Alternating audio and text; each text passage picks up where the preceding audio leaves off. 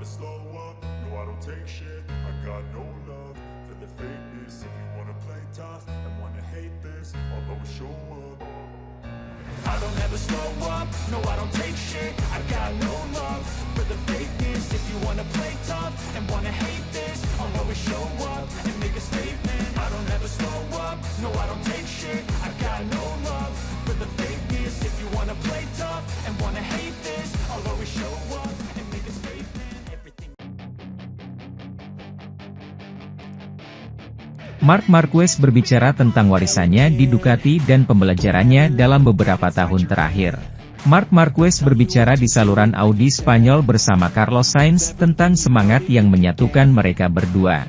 Meskipun mereka berasal dari kategori dan generasi yang berbeda, namun ada banyak nilai yang mereka bagikan. Dalam percakapan tersebut, di antara banyak topik, babak baru dalam karir Marc Marquez setelah penandatanganannya dengan Ducati, dan seluruh periode pembelajaran dan refleksi yang dialami dalam beberapa tahun terakhir dengan cedera dibahas. Kepergiannya dari Honda tidaklah mudah, namun baginya itu adalah kunci untuk memulihkan sensasi dan rasa kupu-kupu di perutnya, karena, dengan kata-katanya sendiri, ia mengakui bahwa ketika Anda sedang mengalami masa buruk, apa yang Anda cari adalah perubahan pada diri Anda. Temukan kepercayaan diri itu.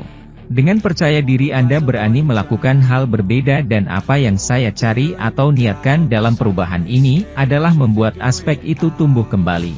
Setelah 11 tahun di Repsol Honda, melakukan lompatan ke sepeda motor yang benar-benar berbeda selalu rumit meskipun itu adalah yang terbaik di grid dan, dalam pembicaraan tersebut, inti dari unlearning disinggung, itulah yang harus dilakukan Marc lakukan untuk mengadaptasi Ducati.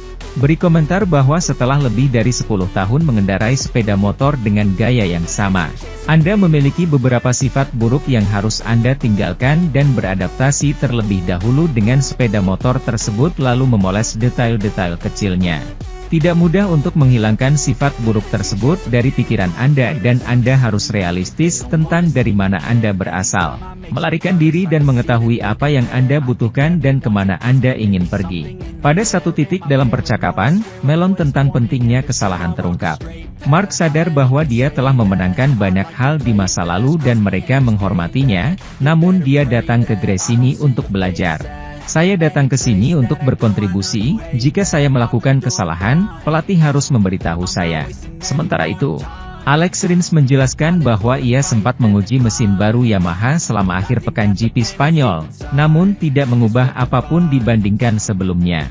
Yamaha tenggelam dalam pengembangan sepeda motor yang benar-benar baru untuk tahun 2025.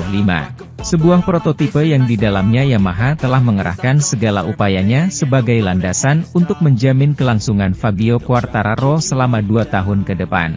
Setelah pembaruan ini tercapai, pabrikan Jepang harus memenuhi janjinya dan, seperti yang diumumkan Senin ini, mereka sedang menguji sasis baru, lengan ayun, paket aerodinamis, dan mesin baru, meskipun bagian terakhir ini masih terlalu dini.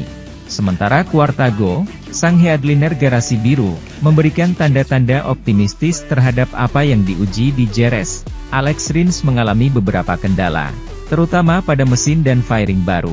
Senin adalah hari yang sangat produktif dalam hal suku cadang baru, jelasnya. Kami memiliki banyak hal untuk diuji, hal-hal besar dan, katakanlah, mereka bekerja setengah-setengah. Aerodinamika bekerja cukup baik. Saya senang dengan tes yang kami lakukan di area itu, dengan banyak perbandingan, kami fokus dalam melakukan tes singkat, konkret.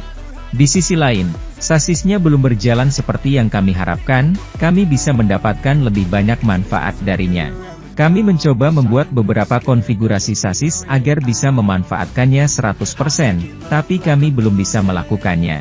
Keluarkan semua manfaatnya, rangkum mantan pebalap Suzuki dan Honda, yang kini terlibat dalam pengembangan Yamaha. Usai Grand Prix Portugal, pabrikan Iwata itu mengaku telah membawa mesin baru ke Portimao untuk diuji oleh Fabio Quartararo di hari tes, Senin. Namun kondisi buruk membuat lebih dari 6 lap tidak dapat diselesaikan. Giacomo Agostini, juara dunia sepeda motor 15 kali, melihat Marc Marquez hampir menang lagi, meski betapa sulitnya saat ini di MotoGP. Salah satu perhatian besar di MotoGP musim 2024 adalah kapan Marc Marquez akan kembali menang, dan apakah ia mampu memperjuangkan gelar juara. Juara dunia 8 kali itu meninggalkan era Honda, yang sebagian besar cemerlang tetapi sulit pada akhirnya karena buruknya tingkat persaingan motor. Untuk bergabung dengan tim Gresini Racing, satelit Ducati, di mana ia mengendarai Desmosedici GP23. Berusia 1 tahun dibandingkan dengan pakaian resmi yang dikenakan oleh Pecco Bagnaia, Enea Bastianini, Jorge Martin dan Franco Morbidelli. Tujuan pemain Spanyol itu adalah memulihkan senyumannya, sesuatu yang berhasil ia lakukan. Setelah masa adaptasi beberapa bulan dengan mesin barunya, Marquez merasa semakin baik. Setelah finish kelima dalam sprint dan keempat dalam balapan jarak jauh di Losail, ia naik podium untuk pertama kalinya di Portimao, dan kedua dalam balapan jarak pendek pada hari Sabtu. Pada hari Minggu ada yang tidak beres, karena kecelakaan dengan Pecco Bagnaia. Posisi kedua dalam sprint, ia memimpin acara utama, namun terjatuh, tampaknya mengalami masalah pada rem belakang. Jadi, setelah GP Spanyol akhir pekan ini, di mana kemenangan kembali gagal diraihnya setelah ia terjatuh saat sprint dan duel brutal dengan Bagnaia pada hari Minggu. Pertanyaan besar bagi para penggemar adalah kapan ia akan kembali naik podium tertinggi Marquez. Ada beberapa tokoh yang berpendapat bahwa hal ini akan terjadi lebih cepat daripada terlambat. Ini adalah kasus Giacomo Agostini, pembalap legendaris Italia, dengan 15 gelar juara dunia. Percaya bahwa satu-satunya hal yang dibutuhkan Marquez saat ini, adalah lebih percaya diri dengan motornya, namun kemenangan akan segera datang. Di luar masalah seperti kecelakaan di GP Amerika. Tentu saja pihak Transalpine menyadari hal itu tidak mudah, mengingat rasa lapar yang ditunjukkan oleh para pengemudi baru. Sementara itu, pembalap Italia, Luca Marini menjadi satu-satunya pembalap reguler MotoGP yang belum mencetak poin di papan klasemen setelah 4 seri. Marini selalu finish terakhir di Qatar, Portugal dan terbaru di Spanyol.